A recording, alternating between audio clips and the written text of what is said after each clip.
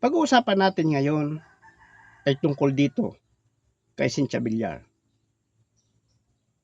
Na ito si Cynthia Villar ay hindi lang ngayon o nung mga nakaraan pa at na dekada na rin ang lumipas. Na ito si Cynthia Villar ay isang napakalaking problema ng mga mahihirap na tao. Dahil ito si Cynthia Villar, siya yung nagpapahirap at patuloy na pinarurusahan ang mga mahihirap. Mahihirap na nga, pinahihirapan pa nito ni Cynthia Villar na to. Ang tanong lamang ng inyong kasubaybay, bakit hindi ito nakikita ng mga kinauukulan? Sa bagay, alam natin, pag sinabing Villar, mapera yan. Pera lang ng pera ang ginagamit nila para makuha nila ang lahat na kanilang maibigan. Alam niyo mga kasubaybay, noon lamang nakaraang linggo, may napanood na naman ako kaya hindi ko maiwasan na magbigay ako ng reaksyon about dito kay Cynthia Villar. Cynthia Villar, kung napapansin niyo pagdating sa social media, pag ini-interview, Nimoy napakabait. Kala mo marami siyang natutulungan. Kala mo mabait na tupa. Likod pala nito'y ganid na lubo. Sabi nga ng Biblia, ang termino lubong maninila. Bakit?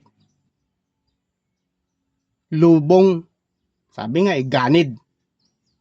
Ganid sa lahat ng bagay. Sipin mo, Cynthia Villar, kung ito'y mapapanood mo, nasisikmura mo ba na yung mga taong mahihirap sa pilitan mong inaagawan ng kanilang mga lupain at tirahan? Hindi ka ba nahihiya? Ay sa bagay, yung mga ganyang Panginoon ng pera, talagang walang hiya yan. Walang kahiya-hiyan konsensya nga, wala yan Baka nga pati buto niyan, kulay itim na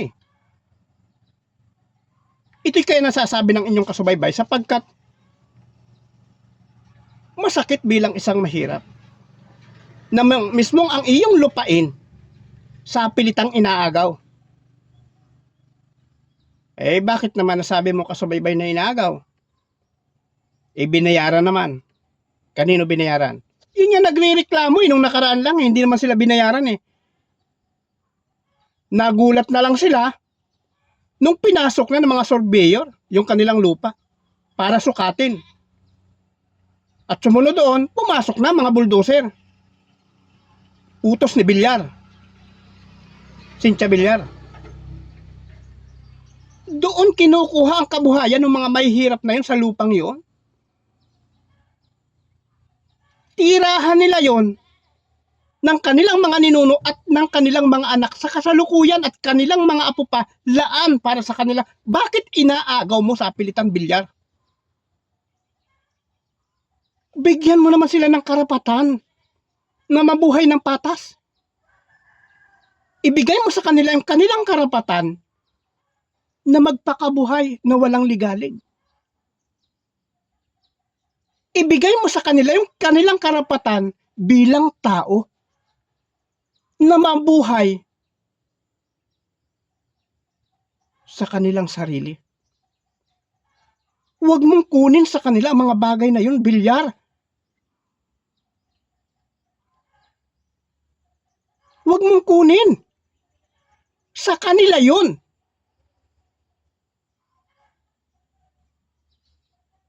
Ano na lamang napanood ko nung nakaraan ng linggo yon. Talaga namang halos umiyak yung mama na nagsasalaysay. Dito na kami binuhay ng aming mga magulang at ng aming mga ninuno. May pinanghahawakan kaming titulo. Nagulat siya at may pumasok ng mga surveyor. Sinusukat na ang lupa. Kasi may mga alibay pa may mga alibay. Yung nagsusukat. Na kesyo, ano daw, sinusukat lang o kesyo ganare. Ewan ko, ano pang ibang mga alibay ng mga walang hiyang yun. Sabagay, yung mga utusan na yun, inutusan lang yun. Pero itong si Bilyar, lang hiya ka, Bilyar.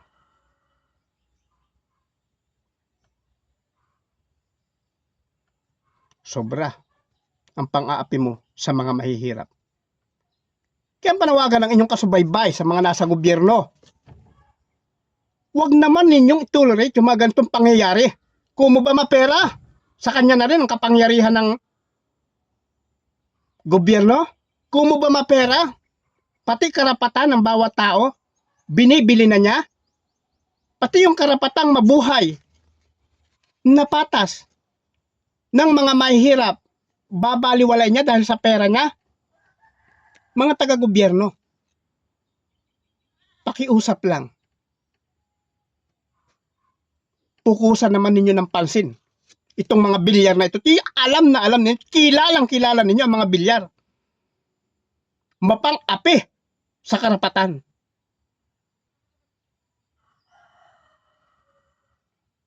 Ilan pang Pilipino ang magrereklamo? Ilan pang Pilipino ang aagawan ng mga Bilyar ng kanilang karapatan? Ilan pang Pilipino ang aagawan ng mga lupain bago kayo umaksyon? Sige nga, sabihin nga ninyo kung ano mga komento nyo. Sa inyo mga kababayan, na kapwa ko naghihirap sa buhay, ipahayag ninyo ang inyong damdamin. Ipahayag ninyo ang inyong mga hinaing. Kapag kayo nakararanas ng mga pang-aabuso ng mga taong nasa kapangyarihan at ginagamit ang kanilang salapi para pati ang ating karapatan ay kunin sa atin. Mga kababayan, maging matalino na tayo. Maging matapang tayo. Saan tayo magiging matapang? Maging matapang tayo na ipaglaban ang ating karapatan sapagkat yun lamang ang tangi nating yaman. Ang ipaglaban ng ating karapatan, katuwiran. Wala tayong yamang salapi. Nasa kanila yun. Ang tanging kayamanan natin ay ang ating karapatan. Ipaglaban naman natin. Magtulong-tulong tayo. Hindi ba? Kayo mga kababayan ko na mga naaapi, alam namin, alam ko, alam ng inyong kasubaybay, pari-parehas lang tayo na kapag ka dumarating ang ganitong pang-aabuso ng mga taong nasa kapangyarihan, wala tayong kakampi. Wala tayong laban. Pero ganun pa man, itinuturing ng inyong kasubaybay, ang tanging yaman ng inyong kasubaybay ay ang karapatan na ipaglaban ang katuwiran.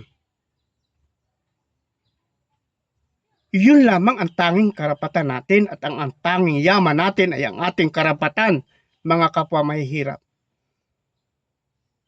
Huwag tayong susuko sa mga taong mapang-abuso, mapang-api, sa mga taong ganid sa kapangyarihan at yaman. Okay muli mga kasubaybay, patuloy niyo pong subaybayan ang aking Facebook page at sa YouTube channel, Subaybay Channel, at patuloy po akong mag-upload kada araw upang patuloy kayong may masubaybayan mula sa inyong kasubaybay. Bye-bye!